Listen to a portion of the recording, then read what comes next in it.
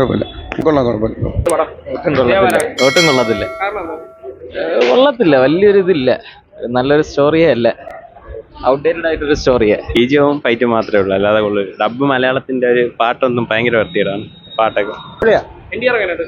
അടിപൊളിയാ, കണ്ടോണ്ടിരിക്കാൻ ബ്രോ, അത്രേ ഉള്ളൂ. അങ്ങനെ നമ്മൾ പ്രഡിക്റ്റബിൾ സ്റ്റോറിയാണ്, നമ്മൾ സ്ഥിരം കാണുന്ന സിനിമയിലുള്ള പ്രഡിക്റ്റബിൾ സ്റ്റോറി കണ്ടോണ്ടിരിക്കാം, അത്രേ ഉള്ളൂ. അല്ല, ബാക്കിയുള്ള അത്ര തെലുങ്ക് അത്ര വളരെ മോശമായിട്ടുള്ള പടമൊന്നുമല്ല. ഒരു സ്റ്റോറി ഉണ്ട്, പക്ഷെ ആ ഒരു നമ്മൾ സ്ഥിരം കണ്ട സ്റ്റോറി തന്നെയാണ്, ആ ഒരു ഫ്ലോയിൽ പോകുന്നുണ്ട്. പേഴ്സണലി അനിരുദ്ധിന്റെ മ്യൂസിക് ഒരു രക്ഷയില്ല, അത് നമുക്കറിയാം. ബാക്കിയുള്ള പുള്ളി സ്ഥിരം ചെയ്യുന്ന ഇതാണ്. അത് BGM-ഉം സോങ്ങും നല്ല രീതിയിൽ ചെയ്തിട്ടുണ്ട്. സിനിമാറ്റോഗ്രാഫിയും കൊള്ളാം.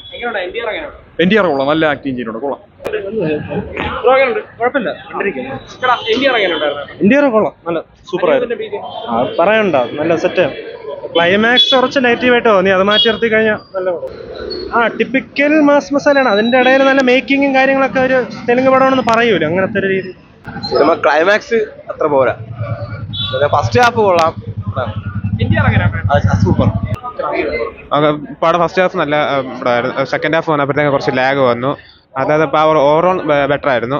NTR നല്ലതായിട്ട് ഷോ പെർഫോമൻസ് കൊള്ളായിരുന്നു. നോർമലാ, ഒരു ആവറേജാ, കണ്ടോണ്ടിങ്ങനെ ഇരിക്കും, അത്ര തന്നെ. പക്ഷെ സെക്കൻഡ് പാർട്ട് കാണാനൊന്നും തോന്നത്തില്ല കേട്ടോ, ഉള്ളത് പറയണത്. സെക്കൻഡ് ഒന്നും കാണാൻ തോന്നില്ല, പ്രഡിക്റ്റബിളാ, പക്ക പ്രഡിക്റ്റബിളാ.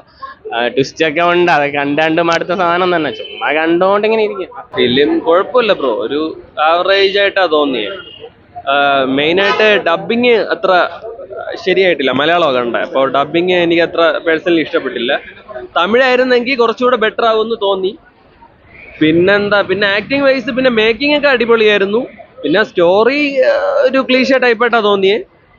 മെയിനായിട്ട് ഡബിങ് ആണ് പ്രോബ്ലം ആയിട്ട് തോന്നിയത്, വേറെ കുഴപ്പമില്ല.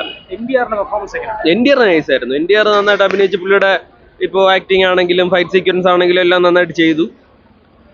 കുഴപ്പമില്ല, ജസ്റ്റ് കണ്ടിരിക്കുക, ഇത്രയാണ്. സഹിക്കാൻ പറ്റണില്ല, ഭയങ്കര ആർട്ടിഫിഷ്യൽ നാടകം കാണുന്ന പോലെയാണ് തോന്നിയത്. ഒരു തമിഴ് തെലുങ്കൊക്കെ കണ്ടിരുന്നെങ്കിൽ കുറച്ചുകൂടെ ഇതായിരുന്നു. പാട്ടുകളായാലും മലയാളം ആയതുകൊണ്ട് ഒരു രസമില്ല. കുഴപ്പമില്ല, വൺ ടൈം വാച്ചബിൾ, അത്രേ ഉള്ളൂ.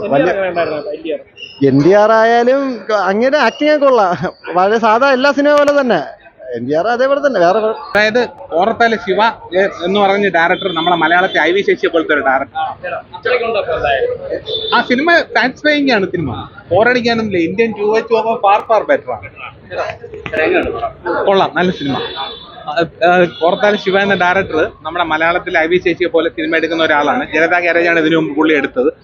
പുലിമുരുകന്റെ വിജയത്തിന് ശേഷം മോഹൻലാൽ വെച്ച് അങ്ങനെ സിനിമ എടുത്താണല്ലോ. അപ്പൊ ആ സിനിമ എനിക്ക് കണ്ടിട്ട് ഇഷ്ടപ്പെട്ടുകൊണ്ടാണ് അങ്ങേരുടെ സിനിമ കാണാനായിട്ട് ഞാൻ വന്നത്. പിന്നെ ഞാനൊരു NTRന്റെ സ്ഥിരം സിനിമകൾ കാണുന്ന ഒരു വ്യക്തിയും കൂടെയാണ്. അപ്പൊ എന്തായാലും സിനിമ നല്ല സിനിമയാണ്. പടം കുഴപ്പമില്ല, ടിപ്പിക്കൽ തെലുഗു പടമാണ്.